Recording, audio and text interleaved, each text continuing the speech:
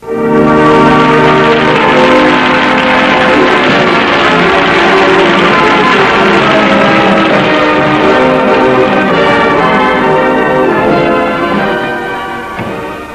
is Dexter's car. It's not just 4 flat tires, a tired transmission, and a rusty rear end. To Dexter, it's more than that. To Dexter, it's a real gone gear, the acme of mechanical perfection. Dexter loves that car. Now you get behind the wheel and turn it from one side to the other, will you? There. Okay, turn it to the right. All right, now turn to the left. Now to the right. Left. Right. Left. Right. There. Now, how does it steer? Much easier. Here. Try it.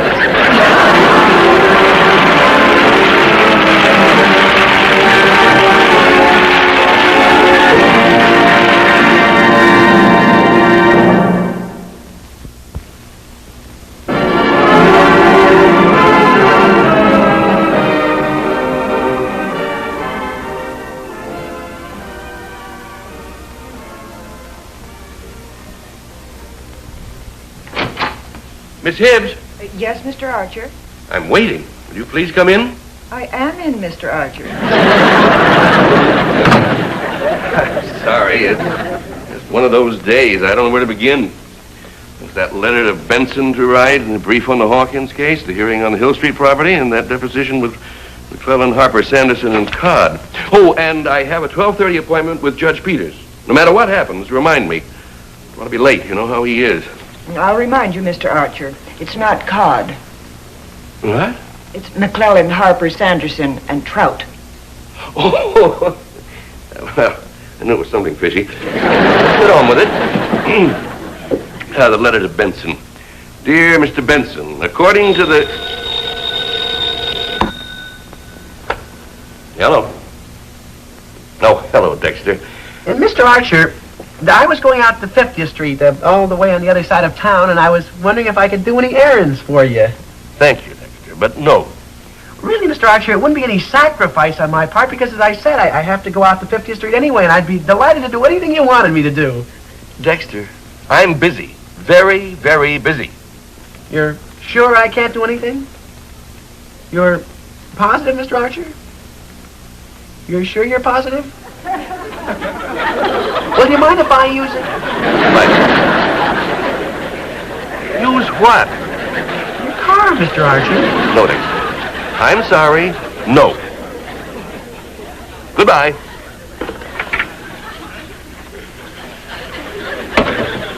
Where were we? According to the... According to the what? That's as far as we got. According to... Oh. According to the instructions contained in the...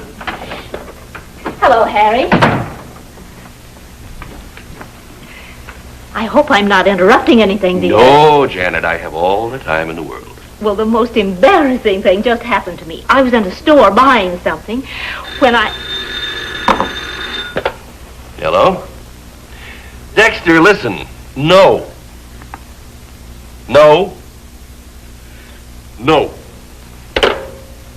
Now, you were saying, Janet? What did Dexter want? My car. Oh, dear, that again. What happened in the store? What store?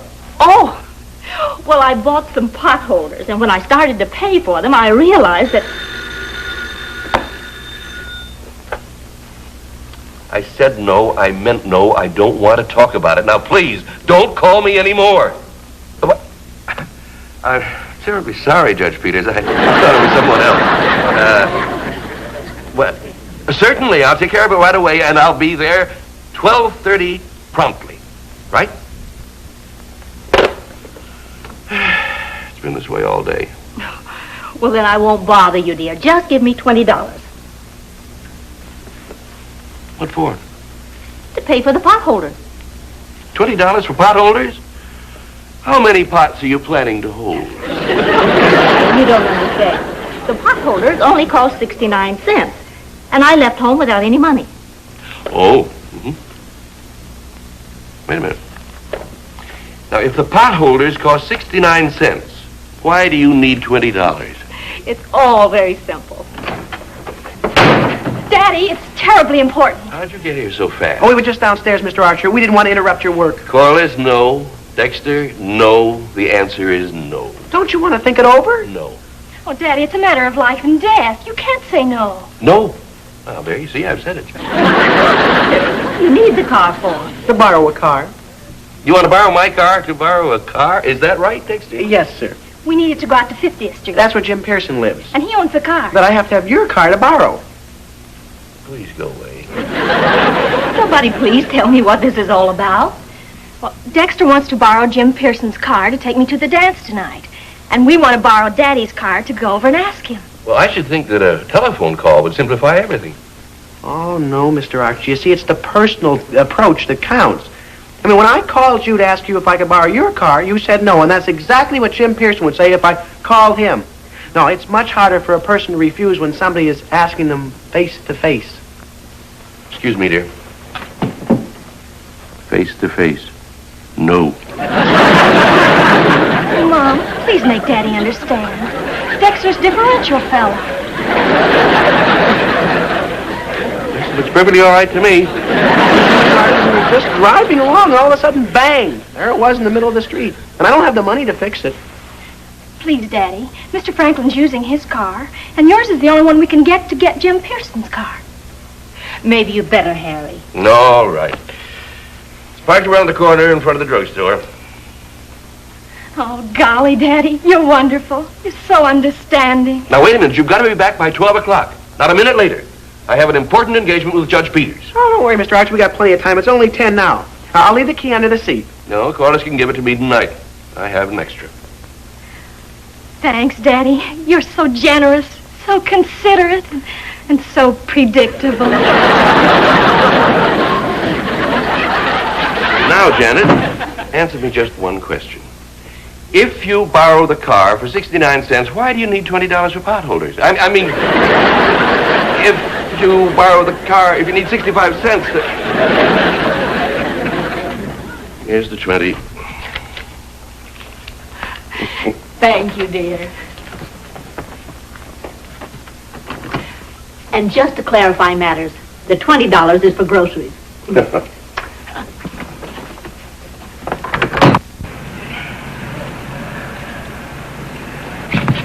You will be careful, won't you, Dex? You know how much Daddy thinks of this car. If it should get scratched or anything, oh, it would be like wounding him. Oh, don't worry, Corliss. I'll treat it like a baby. I'll even drive on clean streets so the tires don't get dirty.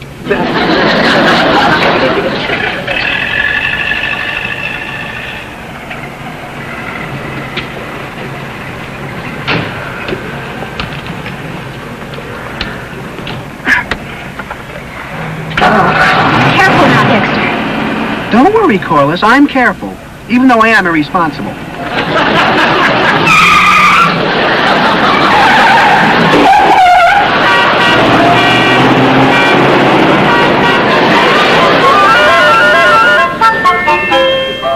For most drivers, ABC means always be careful.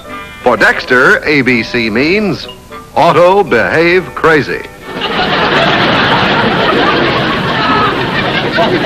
Wasn't it wonderful of Jim lending us his car? Oh, he's so generous. Generous? All I have to do is fix it so the top comes down. What's so hard about that? It's a sedan. Gee, it must be awfully late. No, we got plenty of time. It's only 10 o'clock. Oh, that's swell. Well, wasn't it 10 o'clock when you looked at your watch in Daddy's office? You must have stopped.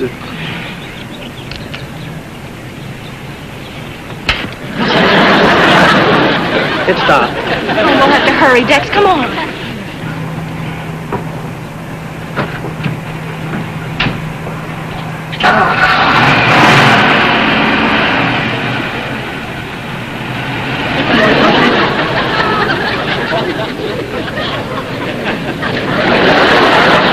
We're hemmed in. How are we going to get out? I'll try and shove him. Oh, don't do that. You might scratch Daddy's bumpers. Don't worry, Corliss. I got an idea.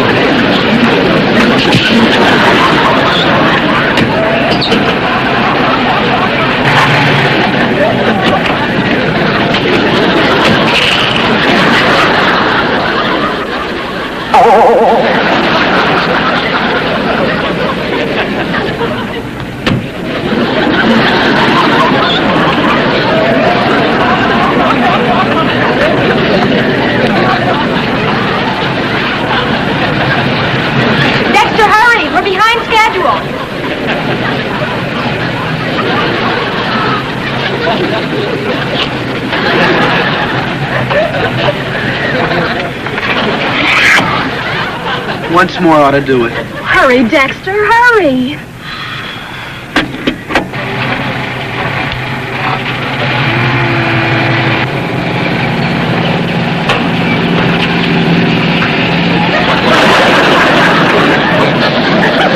Come back here with my jacket. It's got my lunch in the pocket.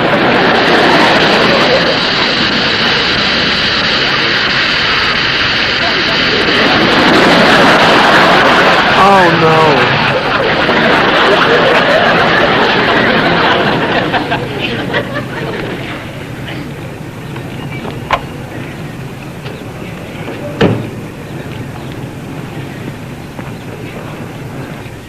It's 12 o'clock, Mr. Archer. Thank you. If you could possibly arrange to come to my office within the next few days to discuss the matter.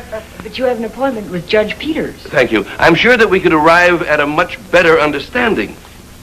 The judge! Why didn't you tell me? I did tell you. Oh, just my luck. The kids will probably be late, and then the judge will never speak to me again.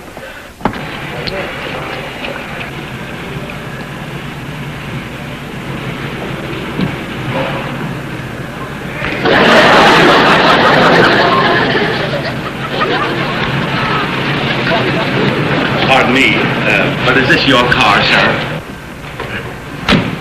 Yes, officer. I hope it hasn't been parked overtime. No, I wouldn't say that.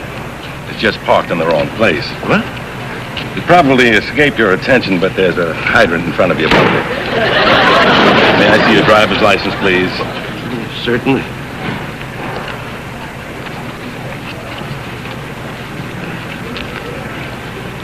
You may not believe it, Mr. Archer, but I loathe giving tickets. It's so much nicer of people that obey the law. I'm terribly sorry, officer. I'm in a hurry. Patience is a virtue, Mr. Archer. Well, now, let's see. Section number 604. You see, that's the violation number. Parking in front of a hydrant. And section number 206. 206? Reckless driving. You backed out into traffic this morning without due consideration of southbound vehicles. Me? I was just getting in the car. Now, Mr. Archer. It's not sportsmanlike to fib. Stand right here, please.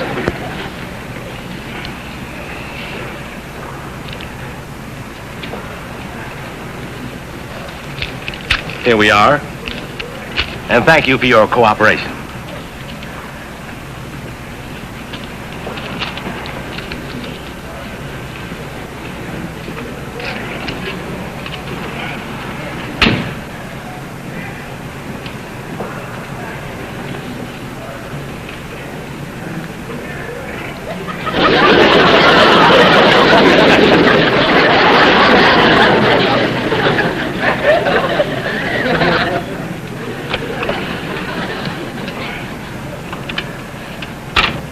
Hey, Corliss. What?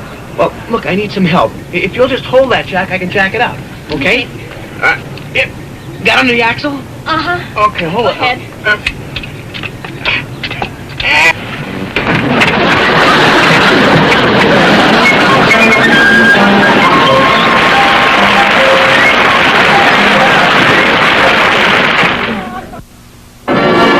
And now, back to Meet Corliss Archer. You're a lucky man. You're a lucky man that you got me. I'm the best locksmith in town. Been in business 40 years. Well, if you don't mind, could you rush it? I have an appointment. Oh, it won't take just a jiffy. I'll take the lock out so you can ease up the tumblers. You know, a funny thing about tumblers, they won't tumble. Wonder how they got the name. I wouldn't know.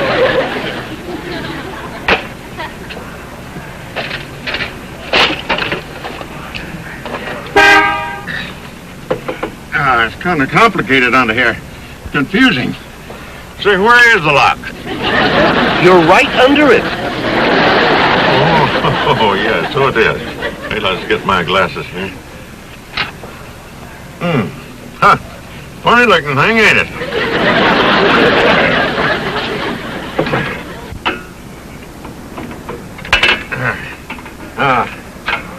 There we are.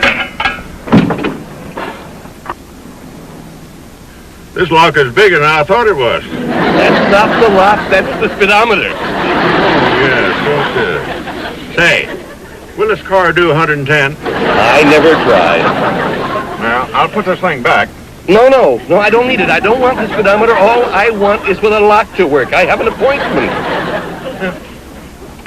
You're the boss. Say, oh, look at here now. This is one of that kind that comes out the front. Well, it ain't gonna take any time at all.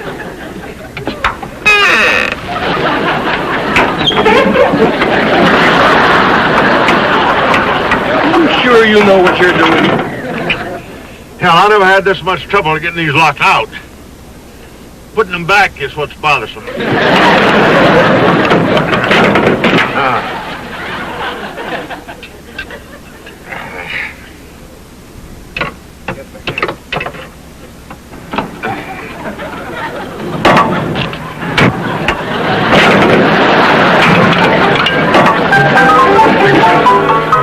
Some locksmith. He shouldn't try to open locks. He probably has a tough time every morning trying to figure out how to open his eyes.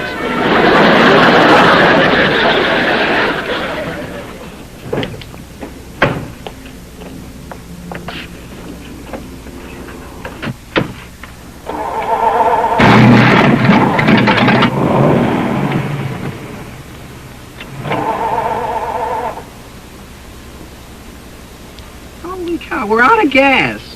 I don't understand it, Corliss. How could your father do this to us? I think I saw a service station a couple of miles that way.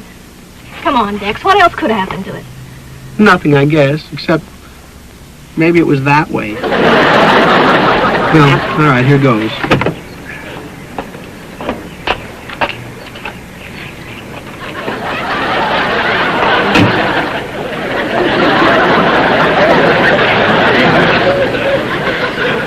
Sorry about that windshield. Hammer kind of slipped. Yeah. Now, how much do I owe you? Well, consider the damage and all, make it light. Just $5. Thank you. Here's my card. Call me anytime. I'm the best locksmith in town.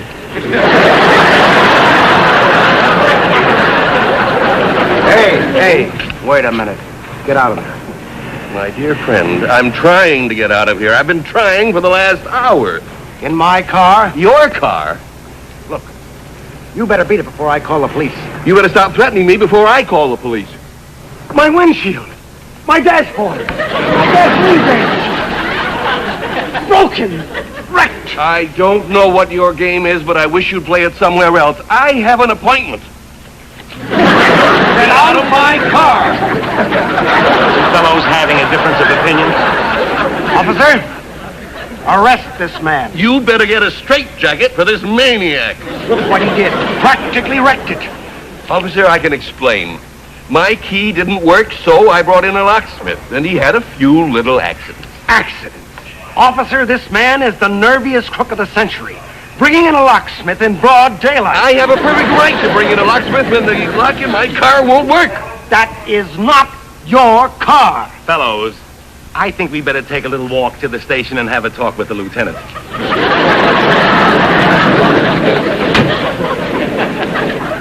Oh, Harry, I'm so glad you didn't leave yet. I ran out of money again. Janet, officer, this is my wife. Janet, tell him who owns that car. What car? Watch it, officer. They're working together. Suppose you let me handle this. There seems to be some confusion regarding the ownership of this car. That car? Janet, tell them whose car it is. Officer, if my wife verifies this, that ought to be proof enough for you. Not for me. I'll take it to the Supreme Court. It's amazing. I wouldn't have believed it. Believed what? It looks like our car. It's the same make and everything. But it's not. Not what? It's not our car, dear. Janet! Well, there's a little wriggly line in the upholstery of our car. I told you it was my car. Well, you ought to be glad it isn't ours, Harry. That windshield and the dashboard. Well, it was cost a fortune. Officer, I'll prefer the Charger. I think we better talk to the lieutenant. Harry, where are you going? You have an appointment with Judge Peters. Tell Judge Peters that I'll see him tomorrow when he sentences me.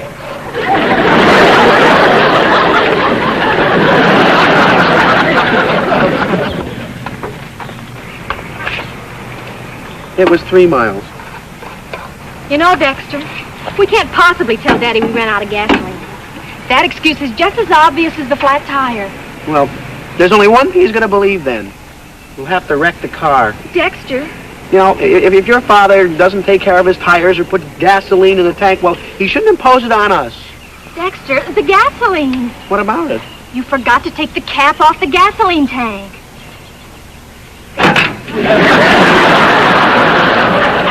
It's only 3 miles. Yeah, but there's only one thing I don't understand. What? How come it's uphill both ways?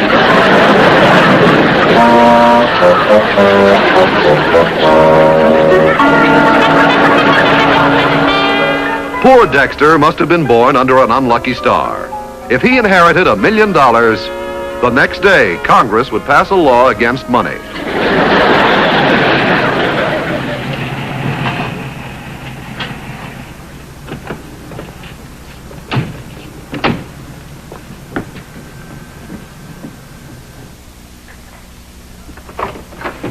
Oh, there's Hibbs! Where's Daddy? We got the car. He's not here. He left over an hour ago. Dexter, this is catastrophic. That means awful. It's catastrophic. Well, I think you'll find him at the club with the judge. We'll deliver the car to him there. Come on.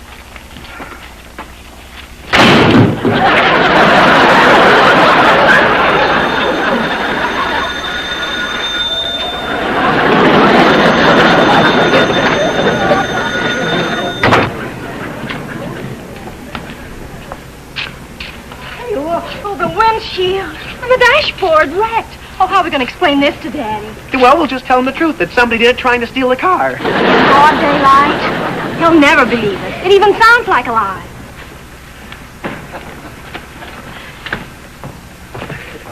Well, don't you give it another thought, Harry.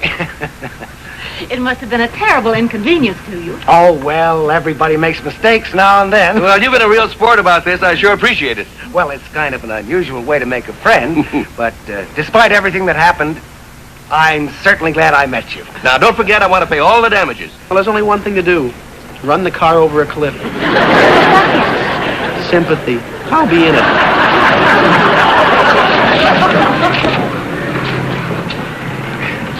Just see that the car gets to Patterson Brothers and tell them to send me the bill. Oh, well. They're stealing my car!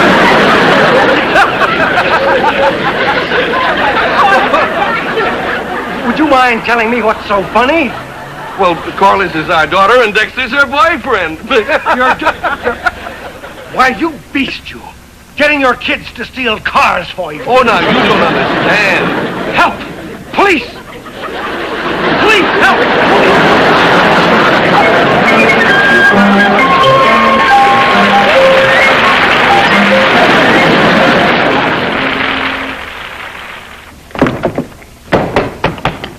Janet!